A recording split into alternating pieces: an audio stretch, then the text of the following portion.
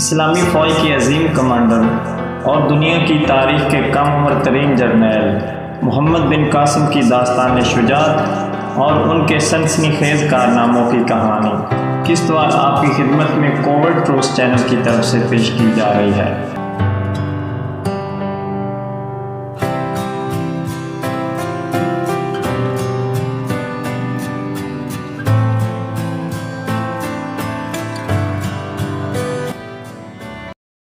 خط کا مضمون سننے کے بعد راجہ گردن جھکائے دیر تک کچھ سوچتا رہا۔ زبیر نے راج کمار کی طرف دیکھا، وہ آبدیدہ ہو کر چھت کی طرف دیکھ رہا تھا۔ زبیر نے کہا، آپ بہت پریشان ہیں، معلوم ہوتا ہے آپ کو عربوں کے ساتھ بہت انس تھا۔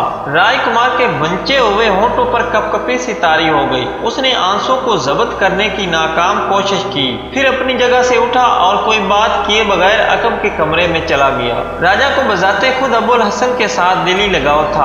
اس کی موت کی خبر اس کے لیے کم المناک نہ تھی، لیکن مسلمانوں کے خلیفہ کے ایلچی کی موجودگی کا احساس اسے انتہائی ضبط سے کام لینے پر مجبور کر رہا تھا۔ راج کمار کے اٹھ جانے کے بعد اس نے زبیر اور دلیپ سنگھ کے سوا تمام درباریوں کو رخصت کا حکم دیا اور زبیر سے کہا، راج کمار کو ابو الحسن کے ساتھ بے حد انس تھا، میں بھی اسے اپنا بھائی سمجھتا تھا، مجھے اس کی موت کا بہت دکھ ہے، لیکن یہ کیسے کہا جا سکتا ہے کہ وہ اور اس کے ساتھی مر چکے ہیں؟ ممکن ہے کہ انہیں راستے میں بحری ڈاکوؤں نے گرفتار کر لیا ہو۔ مجھے سب سے زیادہ بیچاری ناہید کا دکھ ہے، ابھی وہ اپنی ماں کا غم نہیں بھولی، اب یہ صدمہ اس کے لیے ناقابل برداشت ہوگا۔ زبیر نے سوال کیا، ناہید کون ہے؟ راجہ نے جواب دیا، وہ ابو الحسن کی اکلوتی بیٹی ہے، میں بھی اسے اپنی ہی بیٹی سمجھتا ہوں۔ اس کے بعد راجہ دلیپ سنگھ کی طرف متوجہ ہوا، دلیپ، انہیں مہمان خانے میں لے چلو، اس بات کا خیال رکھنا کہ انہیں کسی قسم کی تکلیف نہ ہو، میں راج کماری کو ان بچوں کو تسلی دینے کے لیے بھیجتا ہوں۔ زبیر نے کہا، میں سیدھا آپ کے پاس چلا آیا تھا، ان بچوں کو ابھی تک نہیں دیکھا۔ بہت اچھا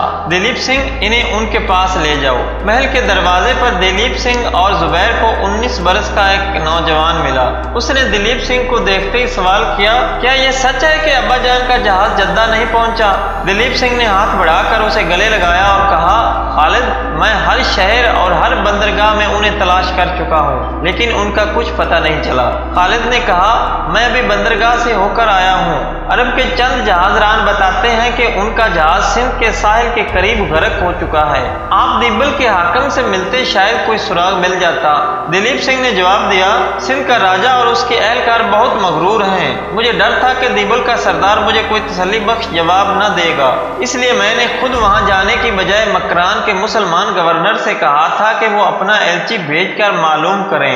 دمشق میں آپ کے خلیفہ اور بصرہ میں حجاج بن یوسف سے ملنے کے بعد میں واپسی پر پھر مکران کے حاکم سے ملا تھا، سندھ سے ان کا ایلچی واپس آ چکا تھا، اس نے مجھے بتایا کہ دیبل کے حاکم نے اس جہاز کے متعلق لا علمی ظاہر کی ہے۔ خالد نے کہا، میں بندرگاہ سے سیدھا اسی طرف آیا ہوں، کیا آپ ہمارے گھروں میں یہ خبر پہنچا چکے ہیں؟ نہیں، ہم ابھی وہاں نہیں گئے، میں انہیں مہمان خانے میں ٹھہرا کر تمہارے ساتھ چلتا ہوں۔ خالد زبیر کی طرف متوجہ ہوا، آپ کی مہمان نوازی ہمارا حق ہے، آپ میرے ساتھ چلیں، کم از کم عورتوں اور بچوں کو تسلی دینے کے لیے۔ زبیر نے کہا، چلو دلیپ سنگھ۔ اس نے جواب دیا، اگر مناسب خیال کریں تو آپ خالد کے ساتھ ہو آئیں، میں اتنی دیر میں آپ کے ساتھیوں کو ٹھہرانے کا انتظام کر رہا ہوں۔ زبیر خالد کے ساتھ چل دیا۔ راستے میں اس نے پوچھا، تم ابو الحسن کے بیٹے ہو؟ ہاں، لیکن آپ کو کس نے بتایا؟ میں تمام راستے دلیپ سنگھ سے تم لوگوں کے متعلق پوچھتا آیا ہوں، اس کی باتوں سے تمہاری جو تصویر میرے ذہن میں تھی تم اس سے مختلف نہیں ہو۔ جس صبر و سکون کے ساتھ تم نے یہ المناک خبر سنی ہے، میں اس سے بہت متاثر ہوا ہوں، تم سچ مچ خالد ہو۔ خالد نے اپنے ہونٹوں پر ایک مغموم مسکراہٹ لاتے ہوئے کہا، جب ابا جان حج پر رخصت ہو رہے تھے تو میں نے بھی ساتھ جانے کے لیے اصرار کیا تھا، امی کی علالت کی وجہ سے انہوں نے مجھے ساتھ لے جانے سے انکار کر دیا، میں اس وقت پہلی بار رویا تھا، میری آنکھوں میں آنسو دیکھ کر انہیں بہت دکھ ہوا تھا۔ انہوں نے کہا، بیٹا خالد، رویا نہیں کرتے، میں نے تمہیں اس مجاہد اعظم کا نام دیا ہے جو زخموں سے چور ہونے کے باوجود اف تک نہ کرتا تھا۔ शहर के एक कोने पर एक नदी के पास अरब ताजरों के मकानात थे। नदी के दोनों किनारों पर नारियल के सरसब्ज दरख्त खड़े थे। थोड़ी देर चलने के बाद खालिद ने पत्थर की एक चार दीवारी की तरफ इशारा करते हुए कहा, यह है हमारा मकान। चार दीवारी के अंदर केलों और नारियल के दरख्तों का एक गुंजान बगीचा था। पत्थर के छोटे से मकान के सामने एक चबूतरे पर बांस का छप्पर था, जिसे एक सरसब्ज बेल ने ढांप रखा था। हवा बंद होने से फजा में हरारत बढ़ रही थी। जुबैर को पसीने में शराबूर देखकर खालिद ने उसे मकान के अंदर ले जाने की बजाय उस चबूतरे पर बिठाना मुनासिब ख्याल किया। जुबैर बैद के मुंडे पर बैठ गया। खालिद के इशारे से एक स्याह-फाम लड़का पंखे से उसे हवा देने लगा। स्याह-फाम लड़का पंखा हिलाने में एक तरह की मुसर्रत महसूस कर रहा था, लेकिन जुबैर ने खालिद से कहा, हमें इस गर्मी में उसे तकलीफ नहीं देना चाहिए, इसे कहो आराम करे। स्याह-फाम लड़के ने अरबी में जवाब दिया, आप हमारे मेहमान हैं, मुझे खिदमत के हक से महरूम न कीजिए। जुबैर ने कहा, ओहो, तुम अरबी जानते हो? लड़के की बजाय खालिद ने जवाब दिया, ये बचपन से हमारे साथ रहता है, इसे हमारे अब्बा जान ने पाला था। लड़के ने मजीद तारफ की जरूरत महसूस करते हुए कहा, और मैं मुसलमान हूँ, मेरा नाम अली है। खालिद ने सरंदीब की जबान में कुछ कहा और अली पंखा रख कर भागता हुआ पास ही एक नारियल के ऊंचे दरख्त पर चढ़कर चंद नारियल तोड़ लाया। नारियल का पानी पीने के बाद जुबैर खालिद से कुछ देर बातें करता रहा। अपने बाप के अलमनाक अंजाम की खबर के बावजूद खालिद अरबों की रवायती मेहमान नवाजी का सबूत देने के लिए जुबैर की हर बात में दिलचस्पी लेने की कोशिश करता था। ताहम जुबैर ने कई बार महसूस किया कि उसके होंठों पर एक गमगीन मुस्कुराहट आहों और आंसुओं से कहीं ज्यादा जिगरदोज थी। बातें करते करते खालिद ने कई बार बाहर के फाटक की तरफ उठ कर देखने के बाद अली से पूछा, अली, नाहिद अभी नहीं आई, जाओ उसे बुला लाओ। अली उठकर बाहर निकल गया। खालिद ने जुबैर से कहा, महारानी और राजा की बेटी को मेरी बहन से बहुत मोहब्बत है। आज सुबह वो खुद यहाँ आकर उसे अपने साथ ले गई थी। उसे ये खबर सुनकर बहुत सदमा होगा। वो अभी तक अम्मी की कब्र पर हर रोज जाया करती है और अब यहाँ तक कहकर वो एक ठंडी आह भर कर खामोश हो गया। जुबैर ने मगमूम लहजे में पूछा, आपकी वालदा कब फौत हुई? उन्हें फौत हुए 2 महीने हो चुके हैं। अब्बा के हज पर जाने के बाद वो 6 महीने मौसमी बुखार में मुब्तला रहीं, लेकिन उनकी मौत का बायस अब्बा जान का लापता होना था।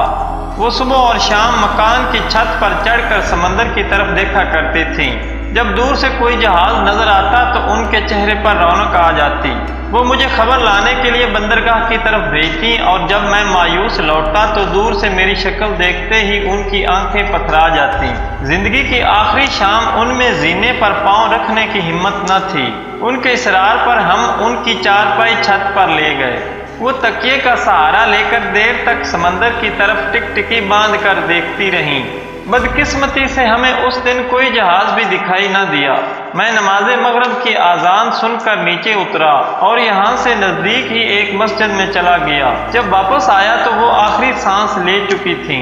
उनकी आंखें खुली थीं और ऐसा मालूम होता था कि दूर उफ़क़ पर किसी जहाज को देख रही हैं। नाहिद ने मुझे बताया कि उनके आखिरी अल्फाज ये थे, नाहिद, तुम्हारे अब्बा आएंगे और ज़रूर आएंगे। वो बेवफा नहीं, मैं बेवफा हूँ जो उनका इंतज़ार न कर सके। व्यूअर्स, अगर आप हमारे चैनल पर नए हैं तो हमारे YouTube चैनल को सब्सक्राइब करें और बेल आइकन पर क्लिक करके ऑल पे क्लिक कर दें ताकि हमारी हर नई आने वाली वीडियो का नोटिफिकेशन आपको मिल सके। और वीडियो पसंद आने की सूरत में लाइक ज़रूर करें और शेयर करने के लिए शेयर के बटन पर क्लिक करके अपने फेसबुक, ट्विटर, व्हाट्सएप अकाउंट पे इसको शेयर ज़रूर करें और साथ ही साथ अपनी राय का इज़हार करने के लिए कमेंट सेक्शन में कमेंट्स ज़रूर करें। शुक्रिया।